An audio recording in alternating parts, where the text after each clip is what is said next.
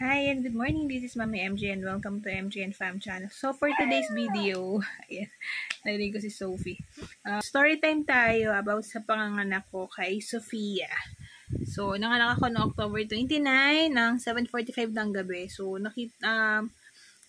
masasabi ko na mas naging madali yung pagle-labor ko kay Sofia. Although talagang umabot si Sofia doon sa mismong due date ko.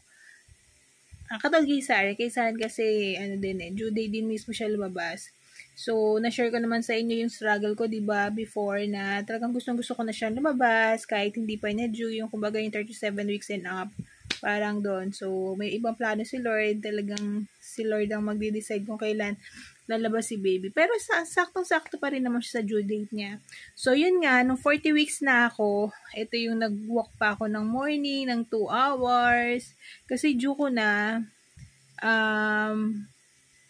medyo naghihilab-hilab na yung tiyan ko ng madaling araw. 3 o'clock yun, nagising ako. Parang, ang feeling ko nun is parang kung nagdidysmenorrhea, parang dadatnan na ako. So, may gut feeling na ako na lalabas si baby nung 40 weeks ko. Nung mismong araw na yun, Tuesday yun eh. Tapos, si Daddy Nick nun, pumasok siya ng maaga. Pero sinabihan ko na siya na baka manganak na ako.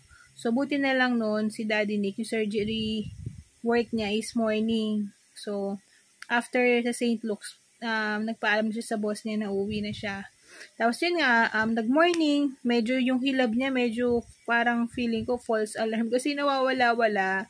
Pero ang ginagawa ko nung morning na yun, nagpa-practice breathing na ako, nag-hypno, breathing technique na ako. So, nakita ko yun sa TikTok ay, yun daw yung way para, mas maging kalmado, mas hindi naman niya totally tatanggalin yung pain ng pagle-labor. Kumbaga, tutulungan kanya na i-manage yung pain. Parang ganun siya.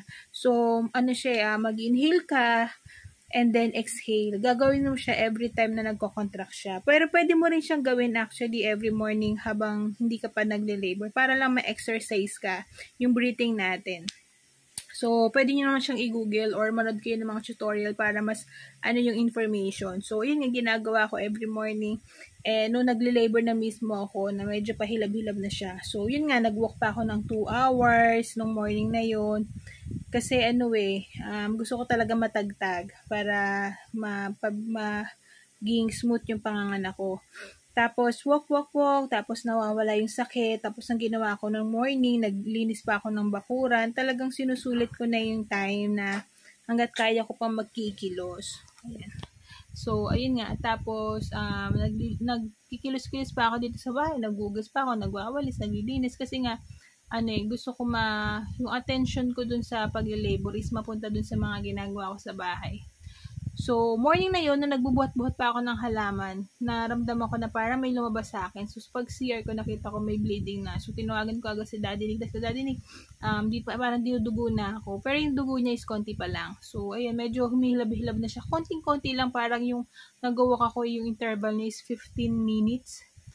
Kada 15 minutes yung sakit niya. So, hindi pa yun yung totoong labor. Kasi yung labor, di ba, every 5 minutes, 3 minutes yung interval. So, ganun siya.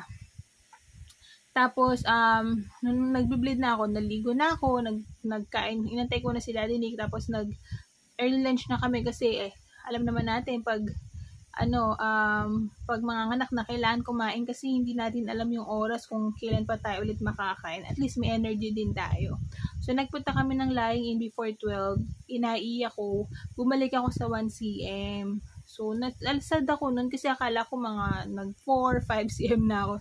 Joke lang pala, hindi pa pala ganun. Although, wala naman ako masyadong labor pa na nararamdaman. Parang pa-curute lang siya. So, sinabihan ako nung midwife ko na maglaga ka ng luya. Tapos, yung iba daw, naglalaga ng yung whole pepper, yung buong paminta daw, 3 piraso, ganon. So, wala naman masama kung susundin. Yun yung hindi ko pa natatry, yung maglaga ng luya. Kasi, nung 40 weeks ko, nung mismong araw na yung kumain pa ako pinya, nag-chaki pa ako, nag-insert pa ako ng primrose, nag-take din ako, insert, take. So, lahat na talaga ginawa ko na para lang makaraos na ako. So, pag uwi ko, dumaan kami ng gulayan, bumili ako ng luya. Tapos, naglaga agad ako. Tapos, nilagyan ko siya na instead ng buong whole peppercorn. ay peppercorn, whole pepper. Ang nilagay ko is yung durog. Kasi parang, yun kasi nakita, nadampot ko kagad eh. So, luya, laga luya, tapos lagyan ko ng paminta. Siyempre, sobrang anghang nun na. Wala pong honey, dapat walang honey. Tapos, ininom ko siya ng isang mug. Tapos, antok na antok ako kasi nga madaling araw, gising ako. Dahil nga sumasakit yung pusong ko nun. So, ayun, ano ba yun? Inom ko na yung nilagang luya. Tapos, nahiga lang ako dito sa taas. Tapos, mga around 3 past 3 na, medyo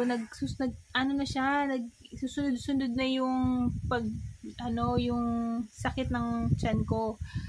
May interval na siya. Nag-download pa ako nung nagmo-monitor ng contraction. So, parang, makikita nyo naman sa Google Play Store yun. Yung parang every contraction, pipindutin mo siya. So, para lang makita mo lang. Ginawa ko lang siya for 1 hour. Tapos, in-stop ko na kasi tuloy-tuloy na siya. Tapos, ang ginagawa ko nun, habang sumasakit siya, pag nakahiga kasi ako, mas ramdam ko yung pain.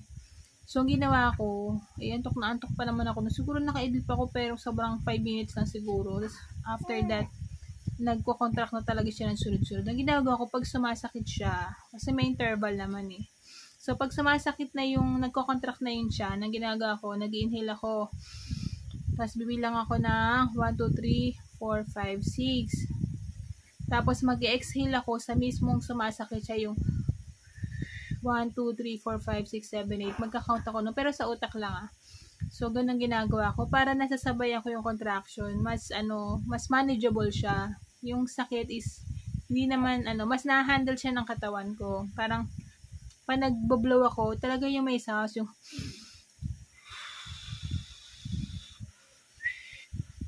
minsan sumisipol ako. Depende kung anong gusto nyo. Basta mahaba yung exhale, sabay nyo doon sa contraction. Ganun ang ginagawa ko. Kaya parang pa ako okay pa ako. Tapos, nung mga alas 5, alas 6 na, alas 5 naligo na ako kasi feeling ko pakala ko nga nun, baka mga nakakumadaling araw or kinabukasan pa. So, pero nung sunod-sunod na yung sakit na talagang yung napapa-stop na talaga ako. Naligo na ako kasi parang anytime, parang feeling ko magtutuloy-tuloy pa yung sakit. At least kung hindi ko na kaya, at least naka-ready na ako. Naka-ready na rin yung mga gamit ni baby. At talagang bubuhatin na lang, nasa baba na siya nun. Tapos, 6 o'clock, kumain pa ako. Ang dami ko pang nakain kahit nagko-contract ako. Kasi parang feeling ko gutom na gutom ako. Tapos, inisip ko nga talaga na kailangan kong kumain para may lakas ako. Kasi nung kay Zarin sa ospital, hindi na ako nakakain mula morning. Parang pinakain na lang ako ng mamon tsaka ng tubig. Nung morning pa, alas 4 pa ako ng hapon na anak. Kasi walang laman yung tiyan ko. Kaya nung kay Zarin, sobrang tagal ng labor ko. Tapos walang laman yung tiyan. Kaya, ayun, medyo mas nahirapan talaga kay Zarin. Ito kay Sofia naman, siyempre mahirap din naman, masakit din. Pero buti na lang na nahanap ko nga yung breathing technique na talagang nakatulong sa akin. Yung talagang proper inhale, exhale lang talaga. As in, ang laking tulong niya para sa mga nag-labor. Hindi niya totally tatanggalin yung sakit pero at least yung pagla-labor natin na kasi hanggang 10 cm, at least yung 1 to 6 cm na pagla-labor natin, at least manageable, kumbaga hindi ka kagad pagod, hindi ka naubos yung energy mo, kakaiyak, kakasigaw, at least dito very calm ka lang, kalmado ka lang. So ayun nga, alas 6, kumakain na ako noon. Pag sobrang sakit na, tinatawag ko si Daddy Nick. Pinipisal ko yung kamay niya, talagang pero very calm lang ako, as in kalmado lang ako, yung talagang ganun lang ako. Hindi ko inubos yung energy ko sa pagsigaw, pag-iyak.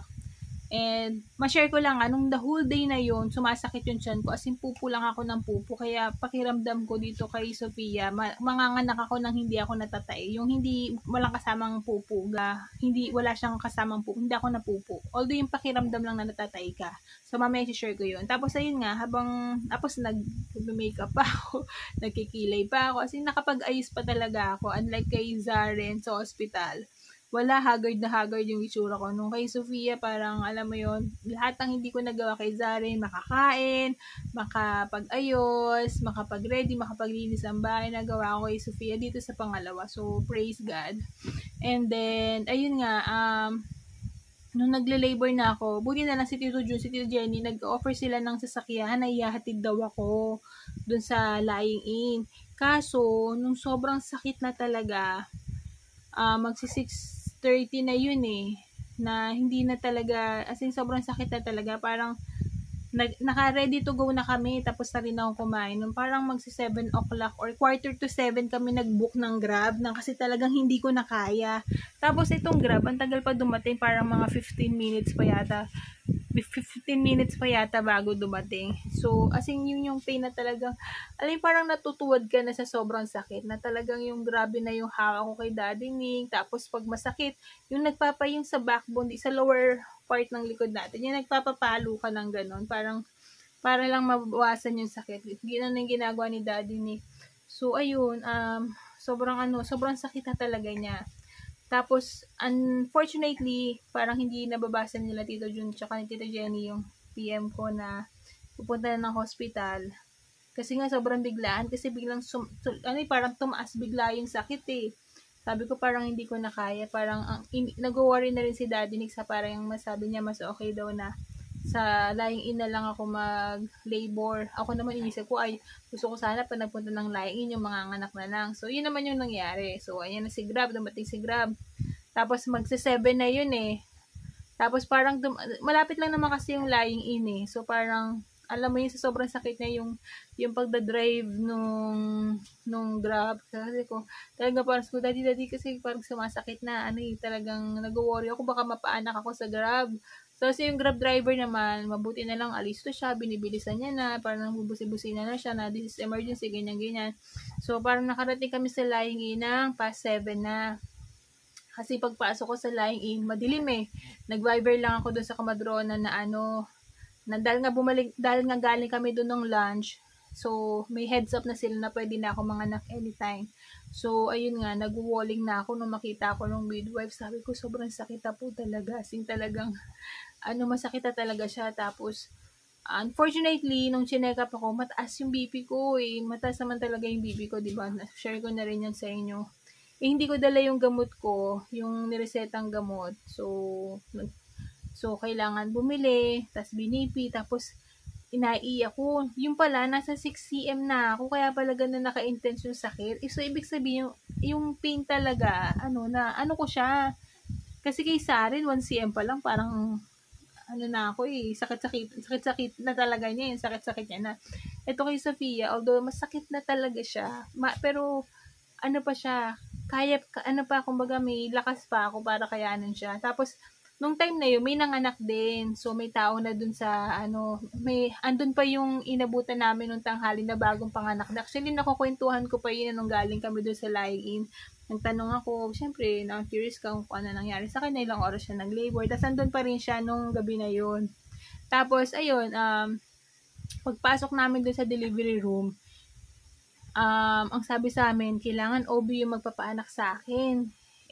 Syempre, alam natin, pag OB mahal, parang ang price is 25,000 to 30,000 pesos yung kino-quote sa amin. Although, ganun talaga yung price niya. Kasi nga daw, mataas yung BP ko, ganyan-ganyan.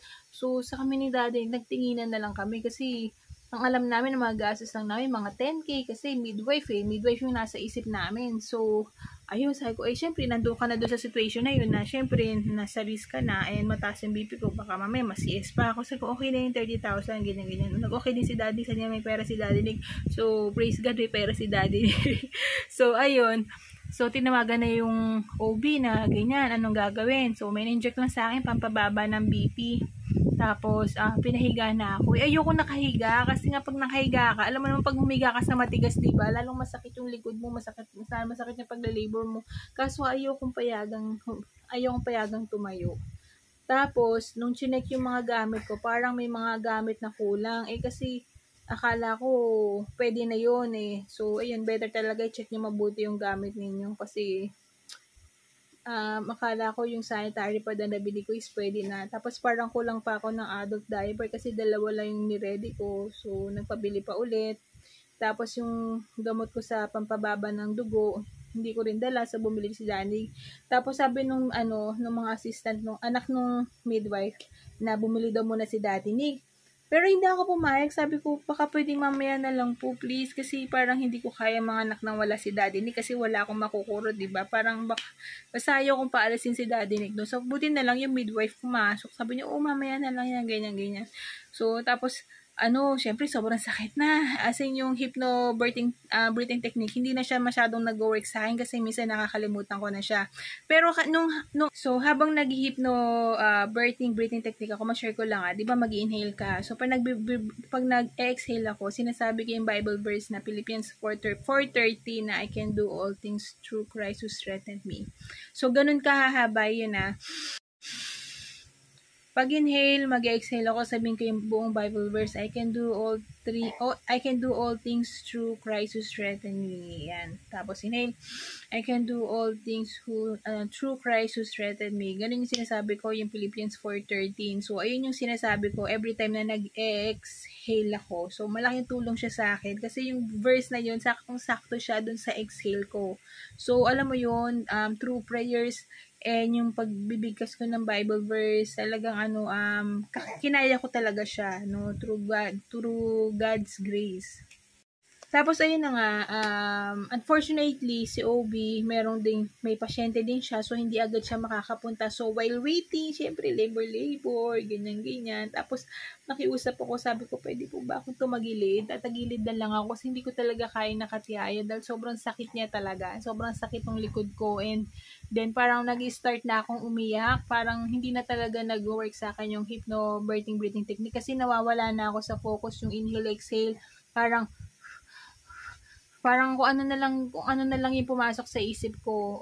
Tapos yung contraction niya is talagang sunod-sunod na talaga, wala nang palya. Parang minsan 3 minutes na lang, ayun na ulit. So, ayun, nung tumagilid na ako, parang parang na yun, pagtagilid ko, parang biglang humilab lalo yung tiyan ko na parang natatay na ako. Sabi ko, uy, wait lang, natatay na ako. Parang lalabas na siya. Tapos biglang pinatihaya ulit ako. Nagpanik na yung midwife ni Reddy. Inaiyak ko. Chinek, nakita nga lalabas na si baby. Tapos tinawag na agad yung mga kasama, yung dalawang anak niya na assistant niya na magtutulong sa pagpapaanak. Tapos ayun nga, 7:45, isang iri lang, lumabas na si baby agad, as in super bilis lang talaga. Imagine, dumating ako sa lahing ng past 7 p.m. ng gabi, tapos lumabas siya 7:45 ng gabi. As in talagang, sobrang blessed, sobrang thankful ako, kasi ever since naman talaga, pinagpipray ko talaga kay Jesus na sana mga anak ako, kung mag-labor man ako, sana 2 hours lang. Yung ganun lang talaga yung prayers ko na 2 hours sa delivery room, hindi yung the whole duration ng pag-labor. Sabi ko, inisip ko sa akin, Lord, saka kung mapunta ako sa laingin, gusto ko sana 2 hours lang yung tatagal, lalabas na siya. Pero binigay sa akin ni God less than 1 hour. As in talagang ganun ka-powerful yung prayers. Talaga na pag pinag-pray mo talaga siya na sobrang sincere ka, talagang ibibigay sa'yo ni Lord. And I am so thankful kasi itong second birth ko, talagang hindi ko naman masasabing madali. Sobrang hirap pa rin naman, pero mas maiksi. Yun yung maganda. Tapos sobrang thankful talaga ako dun sa breathing technique na kung saan talagang tinulungan niya ako i-manage yung pain ng pagle-labor, na instead na ubusin mo yung energy mo sa paghiyaw, pagsigaw. Ganun na kay Zarin, isigaw ko ng sigaw, iyak ako ng iyak eh. May ganun naman palang technique. Kasi dati naman hindi pa naman uso yung TikTok. Nung first experience ko is hindi ako nanonood ng mga nanganganak kasi natotrauma nga ako. Siyempre, first time mo, parang iniisip ko noon, come what may. Ngayon, dito kasi sa second ko kay Sofia, may experience na ako. Although may experience na ako, mas nag-research na ako para mas ready ulit ako. And ayun nga, mas maganda talaga handa. Tsaka kumain kayo, magpahinga. Kung kung nagle-labor na kayo, as in, ikalma nyo yung sarili niyo. Although, iba-iba naman talaga kasi ako mababa yung pain tolerance ko eh. Yung iba naman pag nanganak, parang wala lang, diba? Yung iba naman sobrang sakit. Ganun talaga yun. Iba-iba yung experience ng mga nanganganak. So, ayun. So, sobrang happy kasi lumabas na si Baby Sofia. So, nagstay lang kami sa Lying In nanganak ako ng 7:45. the following day lumabas na kami, 9 o'clock na lumabas na agad kami. So, ayun, sobrang thankful and blessed. Kaya kinabukasan naligo na ako. Kay Saren kasi dati parang 7 days akong hindi naligo eh. Tapos nag-down pa yun. Ito kay Sophia, kinabukasan lang naligo na ako kasi hindi ko kayang hindi maliligo. Tsaka ayokong lumapit sa kanya na hindi naliligo. Pero quick quick shower lang, tapos warm water lang. Nagpaalam din naman ako dun sa midwife kung pwede na maligo. And pinayagan naman ako, basta nakatayo daw. Tapos mabilis lang. So, ganun. Feeling ko mas mabilis akong naka-recover dahil, alam mo yun, fresh yung pakiramdam mo. Pero, kanya-kanya tayo. So, ayun lang, sa mga first time mom na mga anak or naghahanap pa rin ng, alam niyo yung nagre-research pa rin kung paano magiging madali panganak, wala namang masama eh. So, basta alam lang ng midwife o ng OB yung mga ginagawa natin. So, para safe pa rin tayo. Huwag tayo mag-self-medication. So, ayun, praise God and thank God kasi nakaraos na ako ng second baby ko. So, pero kinabukasan nung binipi ako, mababa yung BP ko. Pero nung nagre-recover na ako, namanas ulit ako. So, tumaas ulit yung BP ko. Parang 1 week yatang ganun kasi minomonitor. Kasi nagbe-BP ako eh, mataas yung BP ko noon. So, continuous yung pag-inom ko pa rin ng gamot noon hanggang after 1 week nawala na yung pamamanas ko. Tapos nag-normal na yung blood pressure ko. So, ayun lang. Ayun yung aking birth story. So, naway makatulong sa mga first time mom dyan or sa mga second time mom or marami na naging anak. So, try nyo po yung hypnobirthing breathing technique. Sobrang laking tulong talaga siya. Again, hindi niya po tatanggalin yung pain. Tutulungan niya lang kayong i-manage yung pain. Same pain pa rin siya, pero at least, mas manageable. Para kang nagme-meditate, parang ganun yung technique niya eh. So, sa mga nag-yoga, for sure, alam niyo yan. So, parang ka lang nagme-meditate na kakayanin yung mga anak, no? Tapos, mag-iisip ka lang na anong positive na lalabas sa si baby. Alam mo yon, hindi ka tulad nung pag nagle-labor ka, nang iyak lang ng iyak, sigaw ng sigaw. At least, dito, nagkaroon ako ng strategy kung paano mga anak ng kalmado. Kaya nga sabi nga nung kasabayan ko, kasi nung after ko mag-deliver, nasa isang room lang kami, so 2 bed yun. Nandun pa yung nakakwentuhan ko na ng anak din same day. Sabi niya, alam mo, nagulat ako sa'yo kasi kalmado lang eh. Wala daw siyang narinig na ingay. Kasi nung nanganak daw siya, sigaw na daw siya ng sigaw, ganyan-ganyan. Nagwawala na daw siya. Pero nung ako daw, nung gabi, wala daw siyang narinig na ingay. So, parang nagulat na lang daw siya may nanganak na. So, siguro nung lumabas na si baby. So, ayun lang. So, ayun, praise God. Talagang ko yun. Na-try ko yung technique na yun. So, try nyo din kasi wala namang masama eh. Tapos, yung mga ininom ko na nilagang luya, better i-ask nyo muna yung OB ninyo. Kasi, na-trigger niya talaga yung pagle-labor ko kasi nga spicy kasi siya. So, better consult your OB or midwife muna before kayo try na kung ano-ano. Yung Primrose naman is nireseta naman talaga ng OB. Kasi doon sa lying-in, may OB din siya. So, nagpa-check up din ako doon. Pero midwife talaga yung nagpanak sa akin. So, buti na lang yung yung OB, hindi na siya dumating. Kumbaga, buti na lang may kliyente din siya nung gabi na yun. Midwife na yun nagpanak sa akin. So, hindi ako gumastos ng 30,000 doon sa panganganak ko. So, meron lang sinurge sa akin na 2,000 pesos kasi nga dahil nag-consult dun sa OB. So, pero okay na din. At least, mas mababa dun sa 30,000 yung inabot ng billing namin. So, praise God talaga. Kasi pinag-pray ko din talaga yun yung bill namin. Nasa ko sana naman, wag naman sana sobrang taas. So, yung bill namin namabot ng 11,000 sa lying-in. Kasi nga, merong pampababa ng dugo. Tapos, alam ko may nakita akong in-induce dun eh. So, ayun.